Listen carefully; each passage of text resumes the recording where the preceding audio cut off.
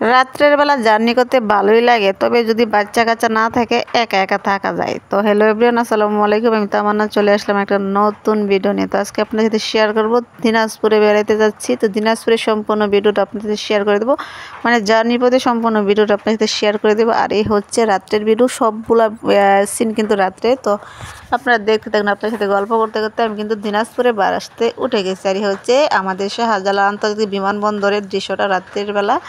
তো আমরা যেদিন দিনাজপুরে যাই রাত্র 11টা থেকে গাড়িতে উঠছিলাম, ওইখানে সকাল 7:30 মনে হয় নামছিলাম, মনে নাই। আর ভিডিওগুলো কিন্তু অনেক দিন হয়েছে, প্রায় 8-10 দিন তো হবে। ওইখান থেকে আসছি, বাড়িতে আসছি, তারপরে আবার আমার বাড়িতে আমি চলে আসছি। তো ভিডিওগুলো ভয়েস দেওয়ার কারণে এডিট করতে পারি না, আর আপনার সাথে শেয়ার করতে পারি নাই। তো আপনার সাথে গল্প করতে করতে এসে গেছি। অনেক সাথে ছিল আমার মা, আমার বোনের মেয়ে, আমার বাবা, আমি, আমার 2 ছেলে, আমার নানু, অনেকেই গেছিলাম। পরবর্তীতে আমাদের যাওয়ার পরে আর 2 দিন পরে আরও 2 জন ছিল। আর এই হচ্ছে যমুনা সেতুর উপরে আমরা। তো যমুনা সেতু আগের বার যখন আসছিলাম অনেক ভালো লাগছিল, চারদিকে লাইট ছিল। আর এবার আমি মাঝখানে বসছি, সেই জন্য লাইটগুলো আমার দেখতে পাচ্ছি না, শুধু এদিকে অন্ধকার দেখা যাচ্ছে, আর ওই সামনে একটু একটু লাইট দেখা যাইতেছে। তো আগের বার যখন আসছিল তখন খুব সুন্দর লাগছিল, আর তখন আমি ছোটো ছিলাম, অত বড় ছিলাম না। তারপর যতটুকু মনে আছে। আর এখানে হচ্ছে আশা রেস্টুরেন্টে বাসটা দাঁড় করলেও প্রায় রাত 3টা বাজে। এখানে যার যার জরুরি কাজকর্ম শেষ করে যে খাবে, খাওয়া দাওয়া শেষ করে আবার বাসটা ছাড়বে। তো আমরা এখানে নিয়েছিলাম মনে হয় রুটি নিয়েছিলাম আর মুরগির মাংস নিয়েছিলাম, যেহেতু অনেক দিনের আগের ভিডিওটা সেজন্য মনে নাই। তো আমার বোনের মেয়েটার প্রচুর গরম লাগছিল, জামা কাপড় খুলে রাখছে, আমার ছেলেদের গেঞ্জি সবগুলো খুলে রাখছে, একটা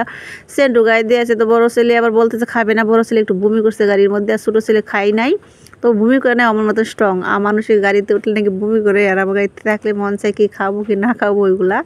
তো যাই হোক, খাওয়া দাওয়া শেষ করে আবার গাড়িতে উঠে বললাম। আর এখন সকাল হয়ে গেছে, মাঝে মাঝে একটু একটু ভিডিও নিয়েছি আপনাদেরকে দেখানোর জন্য। আর তখন আসছিলাম আমরা রংপুর, ভোর 5টায় চোখ মেলে দেখি রংপুরে আসছি। আর এদিকে দেখতেছি আমার বড়ো ছেলেটা ঘুমিয়ে গেছে সিটের মধ্যেই। তো ওরে শুয়ে দিছি আমার সাথে, আমার পাশে সিটে ছিল আমার নানু আর আমি। তো এই তো দেখতে দেখতে আমরা কিন্তু কাছাকাছি এসেই গেছি, দিনাজপুর কাহারুল। কিছুক্ষণের মধ্যে বাসটা কিন্তু খালি হয়ে গেছে, যার যে গন্তব্যস্থানে যার যে নেমে গেছেন, এখন শুধু আমরা কয়েকজন মানুষই আছি। তো আমরা বাসটা যেখানে গিয়ে একবারে শেষ প্রান্ত দাঁড়াবে, ওইখানে আমরা কিন্তু নামবো।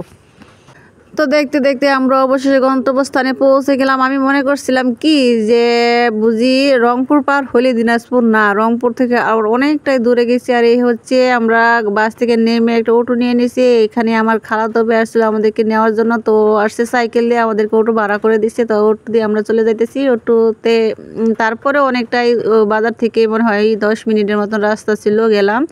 তো বমি করে বাসের ভিতরে এক একজনের অবস্থা কীরকম, বাড়িতে এসে হাত মুখ দিয়ে খাওয়া দাওয়া করলাম। আর এর মধ্যে টিপ টিপ বৃষ্টি পড়তেছে, সকালবেলা একটু একটু বৃষ্টি পড়ছিল, তারপরে কিন্তু প্রচণ্ড রোদ উঠেছিল। তো সকালবেলা বৃষ্টি হয়েছে, তারপর প্রচণ্ড রোদ উঠেছিল। তো আজকের মতন এই পর্যন্তই। সবাই ভালো থাকবেন, সুস্থ থাকবেন। আর ঘুরতে গেছিলাম কাঞ্চনগড় মন্দির, ওই ভিডিওটা হাসি জানি তামান্না পেজে আপলোড দেবো, সবাই দেখে যাবেন। আসসালামু আলাইকুম।